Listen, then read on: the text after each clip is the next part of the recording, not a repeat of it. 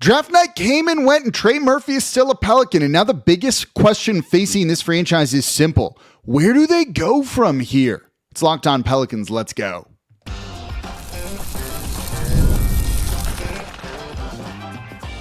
You are Locked On Pelicans, your daily New Orleans Pelicans podcast.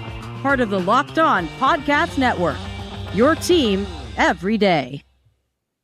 Welcome to Locked On Pelicans. I'm your host, Jake Madison. The NBA draft's first round is over, and guess what? Nothing happened for the Pelicans. Trey Murphy still on New Orleans. Herb Jones still on New Orleans. What went on here in the first round after all of those rumors and a lot of actual negotiations to come away with nothing? And that leads to a bunch of questions here. But we got to start with the no Trey Murphy III trade. This was interesting as the draft started to play out. It really felt like things were building up to a Trey Murphy III trade, and that the Pelicans were clearly targeting Nate Ament or Chris Sinak Jr. from Houston. Those two players are who we heard about the whole time, particularly Nate Ament being a potential top 10 pick, and he went 13th overall, so they were going to kind of need to get in that range to get him, but nothing trying to get into that. Look, nothing to just tell you this right away. No move, even after all that buildup, kind of all that hype at times too, can also be a fine thing. You know, the Pelicans didn't do anything that you would rip them for. There was no Derik Queen-like trade, and we'll revisit that trade in the third segment of today's show. Not doing anything, not overpaying for someone that you really like, can sometimes just be the smart move. The Pelicans didn't try and force anything, and given how last draft played out, I'm okay with that on the first place. Again, they kind of telegraphed who they were interested in, which gives other teams leverage when you're negotiating with them. But the Pelicans didn't overpay this time for one of their guys, and there's something to be said for that. Simply not making a bad decision is a good thing in and of itself. But there was a lot of talk around Trey Murphy, and there were multiple times it looked like a deal might get done. If you were following along the draft on Twitter, as well as watching it on TV, you know, Shams was not breaking the picks before they happened, but other people were. And so you're kind of ahead if you're reading it on Twitter versus watching it on a screen. And as picks are getting tipped early, you get to the fifth pick. You know, the first four picks went as we expected. The fifth pick is kind of where the draft would start. What were the Clippers going to do? And we'd heard that they were linked to the Pelicans. And I can tell you, yeah, they had discussion about Trey Murphy going to LA for the fifth overall pick. I don't know any more of what would have involved, but there was discussion. I don't know which side needs to kind of put more stuff in. And ultimately, nothing happened. But that pick was not tipped as quickly as some of the other ones. Then you immediately had the sixth pick. You immediately had the seventh pick to the Sacramento Kings. Then the eighth pick with the Atlanta Hawks. That one took a while before someone broke who they were taking, Kingston Flemings, there as well. So that is where they were clearly having some discussion of, is there a Trey Murphy III trade for the eighth overall pick and whatever else would need to be included. That was happening during the draft, and before the draft, I told you if there's a Trey Murphy III deal, it would likely happen during the draft so that the Pelicans could get exactly who they wanted. And at that point, Atlanta, I bet, tried to get a lot out of New Orleans or give up a lot less, and New Orleans stuck to their valuation of Trey Murphy III. Teams want him. There were 12-ish teams calling New Orleans about him. You don't just give him up for nothing or lower your value. We'll get more into that in the next segment here. You know, and then as the Warriors came up at 11 overall, 10, you don't have Nate Ament taken there. So now maybe at 11, you need to kind of make your move. And all of a sudden, the Warriors pick is not tipped quickly. Active discussions were going on in that moment. In fact, you know, teams have 5 minutes to make their pick. If you go back and rewatch the draft from when the 10th pick is made by the Bucks to when the Warriors make their pick, it's something like 12 minutes. That, like, literally the NBA was like holding off so that discussions could actively happen there. So this team was still, during the draft, working on a potential trade here. And again, one thing needs to be made very clear, because this is important for the next part here. The Pelicans were not shopping Trey Murphy at any point in this. They were not like, hey, we're selling this thing. Come make your offers. No, they were engaged in very pointed discussions, pointed negotiations to acquire something they wanted, which was Nate Ahmet here at the top of the draft. So they were only going to trade Trey Murphy for the deal that got them what they wanted in return. This was not just, we want him gone, we don't want him here anymore. It was, we want a specific thing. If you can't offer it to us, then it's not going to happen.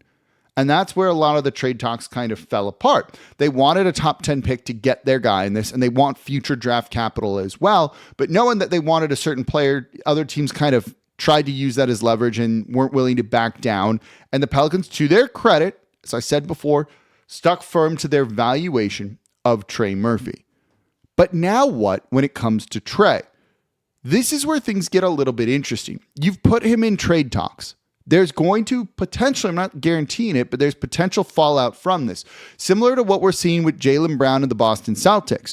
You just had Brad Stevens during the draft, at the end of the draft, give media availability and talking about like, yeah, we understand he may be upset and we hope basically we can mend things.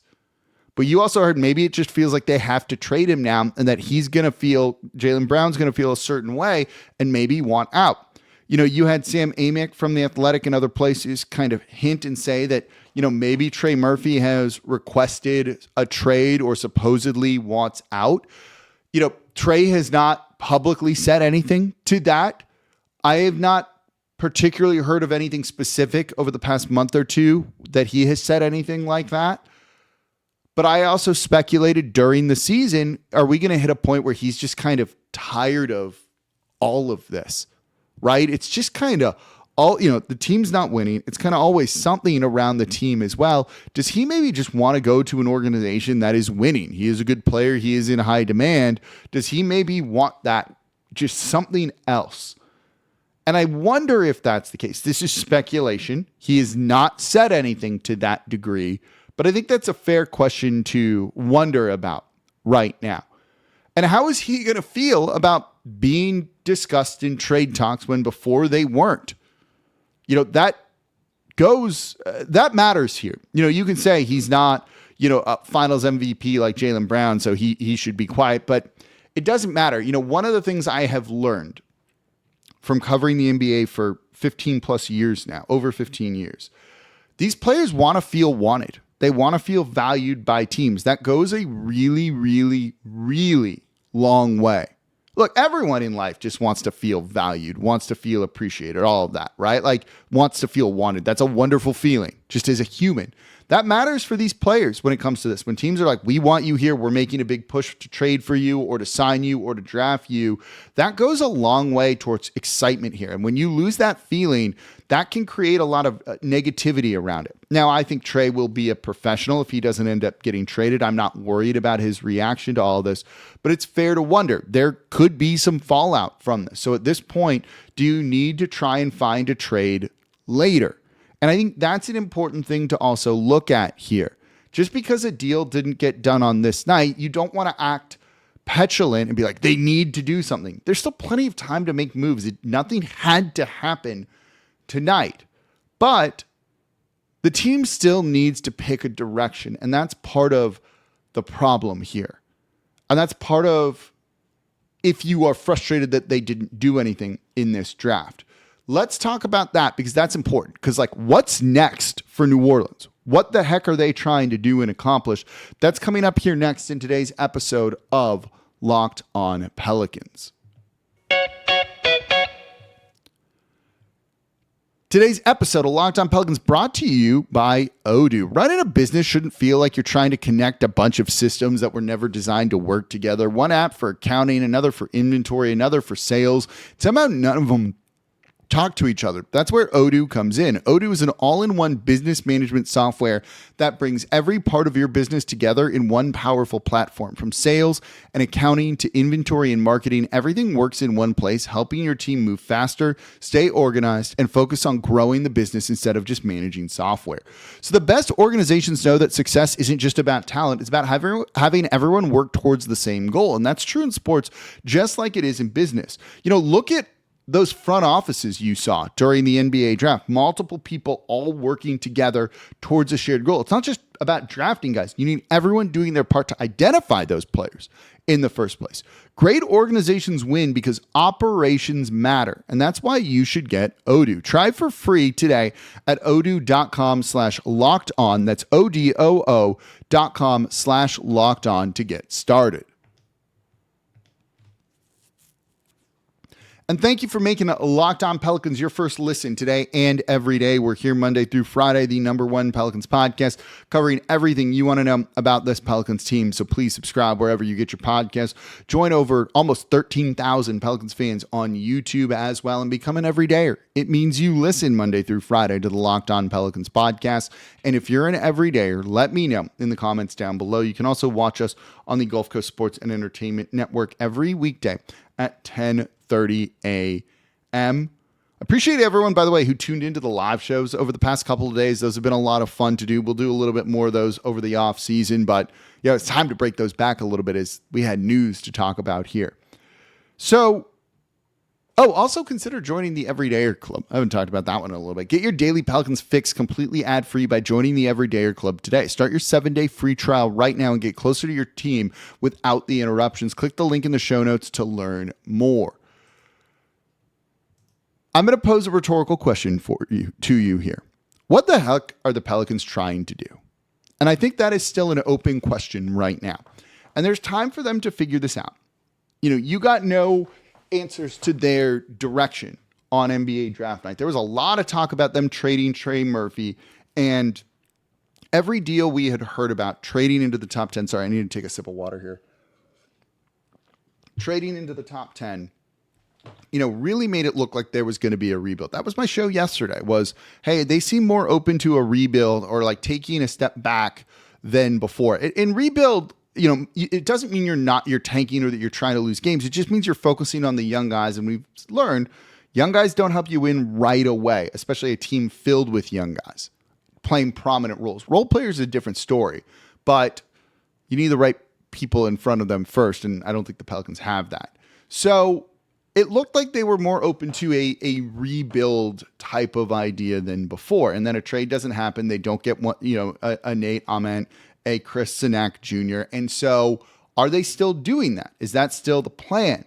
Because if it is, then you still need to make some trades. Or is it, okay, let's try and maybe make a run at a Jaylen Brown. And one of the things that I had been saying for the past week or so is, I don't know if the Pelicans kind of have a plan to prioritize one of the timelines that like we are definitely going to do this or we're going to definitely do this. I think they're also letting the market decide a little bit here. Maybe if they could get their guy in the draft, they were going to go more towards a rebuild. That didn't end up happening. They didn't get one of their guys. So, okay, let's see what else we can do. If you can get a Jaylen Brown, you can assuredly then be a play-in tournament team. And maybe he's going to be available. There's fallout from him being dangled in those Giannis trades and what the Boston Celtics are doing. And he's certainly going to feel a certain way. He kind of already has posted about some stuff. So is he more available now than before? You had Brian Windhorst of ESPN saying, like, I expect him to be on a different team at the start of next season. You heard Shams saying, like, the Celtics are engaged in talks around Jaylen Brown right now. So you can look at this and be like, well, maybe you go and get him. And then that's the timeline, that's the path that you're committing to. I think the Pelicans have just been letting the market decide what their direction is going to be. Now, I'd probably rather them make up their mind about this and be like, we definitively choose this and start executing on that. And maybe they are, but maybe they're letting the market decide it too of, okay, we couldn't get our guy in the draft. Let's focus on trying to be the best team we can be right now in terms of winning games, and that will be Jaylen Brown. So none of this needed to be decided on Tuesday night during the NBA's first round. None of it needs to be decided on Wednesday during the second round either. None of this needs to be decided by Friday. There isn't a timeline on this. The offseason has just begun. Transactions don't end when the draft ends. You still have free agency. Trades get done all around that time as well. And this was a pretty quiet NBA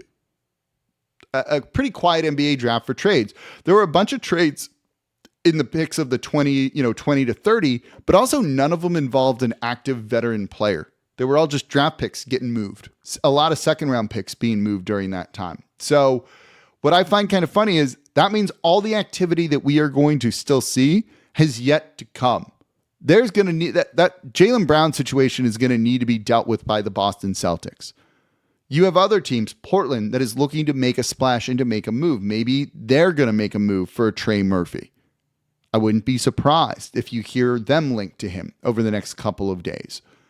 There was no need to get something done now, screaming, well, you got to do something. No, they don't. Right? That's just being impatient, petulant, and you don't want the Pelicans just making a move to make a move. Would it have been nice if we kind of understood the direction that they are going to go in more? Yeah.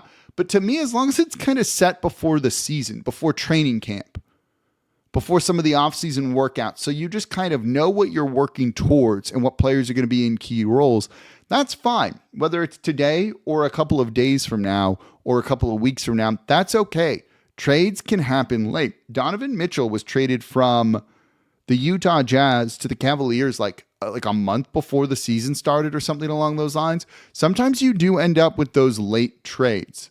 But right now is kind of the prime window to that. A lot of trades will also get done during summer league as you have your GMs, your front offices all in Vegas, all together kind of working towards a similar thing. So that's when a lot of conversations happen. So nothing needed to be done on draft night. But the Pelicans do need to pick a timeline. This trying to kind of split both just doesn't work. This is a team that won 26 games trying to do it last year. I do think they are going to try and make big changes. Again, what those changes are, I don't know. It seemed like it was going to be on draft night, but they want to make big changes. This wasn't like, if they come out, say like, no, we weren't engaged in any talks or anything like that. Like they are lying. They were having discussions. They're trying to shake things up.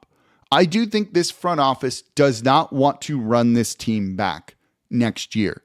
They won 26 games last year. I promise you, they are aware that that is not good and that they weren't that good. There has been some realization there that, no, this really ain't it, right? Over the past 2 years, they have won 47 games total, under 50 wins. They know the team is not good enough as is right now, even with health. They need more help. They need to change the roster in a bigger way. That's why they were potentially looking at a rebuild. It maybe still are by making a trade during the NBA draft. That's a pretty significant thing, in my opinion. So the fact that they're open to that means more changes will be coming. It's a matter of when, not if. And look, you don't want them to lose another trade. There is a big sigh of relief of not trading for a third year with the Atlanta Hawks, where David Griffin, at this point you could say clearly lost the DeJounte Murray trade. We'll actually look at the Derik Queen trade coming up next because it's kind of been settled, but there's more to it than you realize. And so you don't want to avoid losing another trade with them in some capacity. So them not making a rash decision or just being like, YOLO, we're going to go and get our guy, actually says seeing a little bit of restraint is encouraging to me. But I do want them to choose a direction because what are they trying to do? We can clearly look at this team and be like, they're not a playoff team, or at least I think. Maybe you think differently. They're not a playoff team. Or maybe you get into the first round and you will get swept. I want to aim for things higher than that and get to a greater ceiling than that. But you can very clearly see the ceiling that this team has, right? They ended the season 1-9, losing games when they were trying to win. That's not ideal, right? There's a lot more that needs to be done. I think this front office knows it, but they need to start really committing to a path. Otherwise, they're just going to be stuck. And that's not what I want to see. Right there, does Jeremiah Fears start next year? Should he get the keys and should things be turned over to him? It feels like yes, but right now I think you'd look at the roster and be like, no, it's going to be DeJounte Murray starting. So you need to clear a path for these guys to really get their minutes and start to develop even more as NBA players. So there will be bigger things to come I think, when it comes to this team. So have some patience with that. And if they don't, and they run it back next year, then we'll have that conversation then. But we're not there yet. So let's let it play out. Coming up next, the Derik Queen trade is finally settled. But there's a little bit more to it than you realize. That's coming up here next in today's episode of Locked On Pelicans. Today's episode of Locked On Pelicans brought to you by Indeed. Workplace chaos can show up fast. That's where Indeed Sponsored Jobs comes in. Indeed Sponsored Jobs help you reach candidates who actually fit what you're looking for based on skills, experience, and location. Finding the right person can make all the difference, whether it's building a business or building a winning team. Look, a couple of teams out here in this draft think they got like the missing piece, particularly in the first round. Look, I love what Memphis did. Cam Boozer is just a perfect fit. I love what Dallas did with Morez Johnson Jr., the perfect fit next to Cooper Flagg in the first round. You know, one great addition can have a ripple effect on everyone around him. So when you find someone who brings the right skills, attitude, and experience, it makes the entire group better. That's why finding qualified candidates matters so much, and why tools like Indeed Sponsored Jobs can help make that process easier. Spend less time searching, more time actually interviewing candidates who check all your boxes. Less stress, less time, more results. When you need the right person to cut through the chaos, this is a job for Indeed Sponsored Jobs. And listeners of Locked On Pels will get a $75 sponsored job credit to help get your job the premium status it deserves at Indeed.com/podcast. Just go to Indeed.com/podcast right now. Support Locked On Pels by saying you heard about Indeed on Locked On Pels. Indeed.com/podcast. Terms and conditions apply. Need to hire. This is a job for Indeed Sponsored Jobs. Today's episode is also brought to you by Kalshi. The World Cup is here, and it's the most electric time in soccer. On Kalshi, you can trade every single match and even the championship game. So right now, Japan is trading at a 45% probability to beat Sweden, meaning a $100 trade pays out $213.98 if they win. So as the World Cup heats up, those numbers move in real time, and you can buy in or out at any point. On Kalshi, you're trading against peers in a live market, meaning there's no house. And as the probability changes, you can buy in or out of your position at any point. So for a limited time, download the Kalshi app and use code LOCKEDON to get $10 when you trade 10. That's KALSHI, Kalshi. Trade on anything. 18 plus only. Restrictions and eligibility requirements apply. Event contract trading involves risk and may not be suitable for all investors. Prices, values, and available markets may differ from those mentioned. For more information, see kalshi.com/regulatory. And thank you for making Locked On Pelicans your first listen today and every day. We're here Monday through Friday, the #1 Pelicans podcast, covering everything you want to know about this Pelicans team. Please subscribe wherever you get your podcasts. Join over 12,000 Pelicans fans on YouTube as well and become an everydayer. It means you listen Monday through Friday to the Locked On Pelicans podcast. And if you're an everydayer, let me know in the comments down below. For your second listen, it's Locked On NBA. I'm actually on Locked On NBA Game Night, recapping the draft with Danny Cunningham of Locked On Cavs. We're giving you our winners and losers. No real big losers in this draft. Like, every pick just seemed smart. It was that good of a draft. Go make Locked On NBA your second listen today.